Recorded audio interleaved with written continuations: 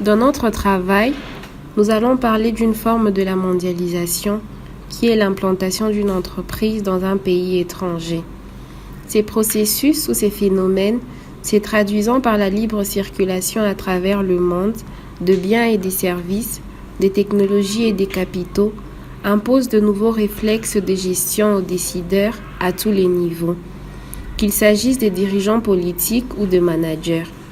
Ainsi, à travers le monde, d'un bout à l'autre, d'une part, créer les conditions attractives en vue d'attirer les capitaux et les investissements étrangers, et d'autre part, s'implanter en dehors des frontières nationales en vue de profiter de parts du marché.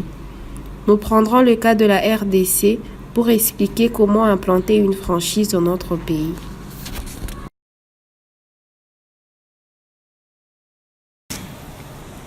Une franchise.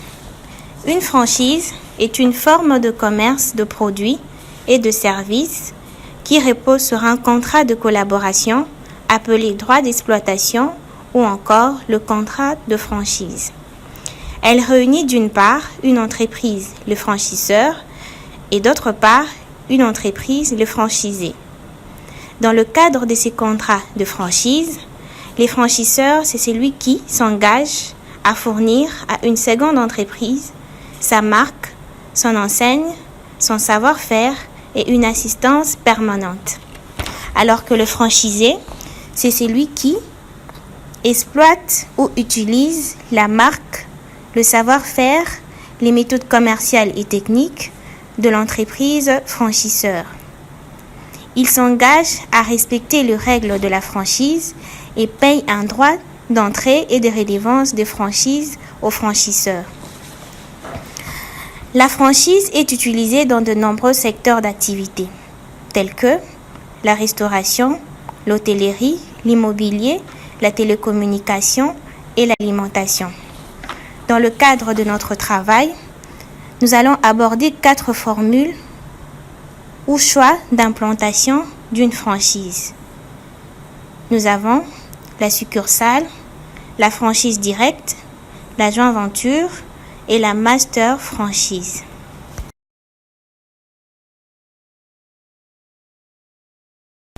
Une succursale est une entreprise créée par une société mère. C'est lorsqu'un franchiseur ouvre une succursale à l'étranger, il réalise seul les investissements en contrepartie, il va gérer le point de vente comme il entend. Cela a un coût très élevé, mais permet de faire connaître la marque à l'étranger. Donc, au moment du lancement, il doit s'occuper des éventuels travaux, recruter du personnel, créer des outils de communication et après lancement, il doit s'acquitter des salaires, des loyers. Il a la gestion complète de son entreprise. La franchise directe, c'est lorsqu'un franchiseur signe un contrat avec un franchisé, mais sans modification du concept. C'est-à-dire que ce contrat est le même que celui d'un franchisé dans son pays local.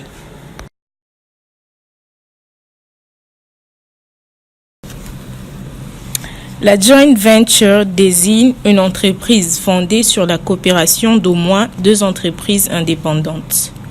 C'est lorsque le franchiseur crée une coentreprise sur place ou dans un autre pays avec un partenaire local déjà bien implanté. C'est-à-dire le franchiseur partage les investissements et les risques liés avec son partenaire. Il bénéficie aussi de l'expertise et du réseau de son partenaire.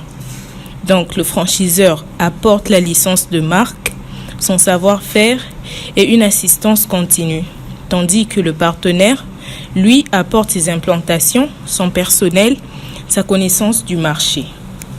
Le franchiseur peut donc choisir de s'implanter sur le territoire ciblé en s'associant avec un réseau pratiquant la même activité ou une activité complémentaire.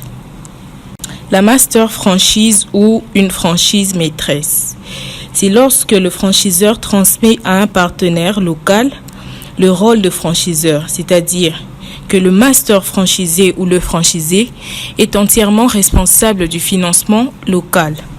C'est à lui que revient la charge de monter la future structure, le recrutement, la création du pilote, démarches administratives. Il peut aussi recruter des franchisés locaux.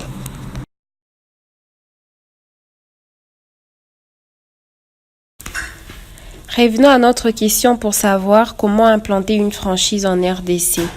De ces 4 formules, les formules déjà utilisées dans notre pays que nous avons constatées sont la succursale, la joint venture et la master franchise. Prenons le cas de Yves Rocher. Yves Rocher, c'est une marque française de produits cosmétiques qui a signé une master franchise avec Madame Lina Pembe en RDC.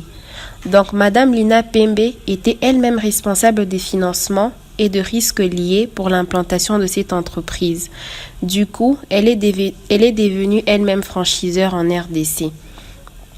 LC Waikiki, c'est une marque franco-turque de vêtements qui a signé une joint venture avec Matrice Tower, déjà implantée à Kinshasa. C'est-à-dire qu'ils ont créé une coentreprise où les investissements et les risques liés sont partagés avec son partenaire.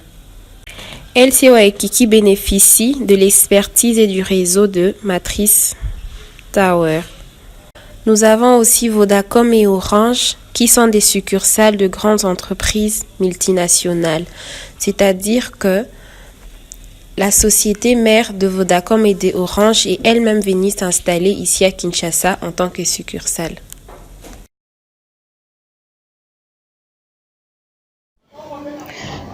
Nous allons plus étudier l'implantation de la succursale Vodacom Congo.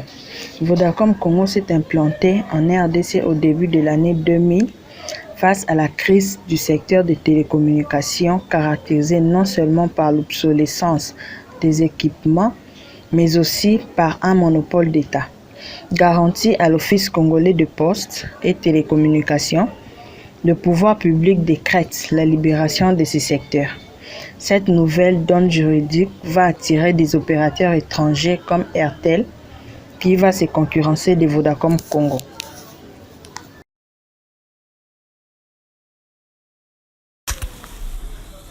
Implanter Vodacom Congo comme succursale de la maison mère en RD Congo s'est fait selon le principe le plus classique. Il s'est agi de créer une représentation en RD Congo avec tout le dispositif technologique et commercial. Cela signifie toutes les méthodes commerciales et techniques de la maison mère, tout en tenant compte des conditions ambiantes du milieu qu'est la République démocratique du Congo.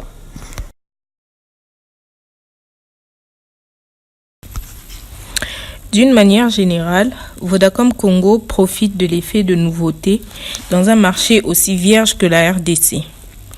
Il s'est employé à démocratiser son offre sur le marché, c'est-à-dire s'adapte à toutes les catégories ou vies sociales de la population. Par exemple, elle a intégré un éventail des services qui jusque-là n'étaient disponibles que dans les banques. Nous parlons de M-Pesa qui est venu bien avant Orange Money ou Tigo Cash.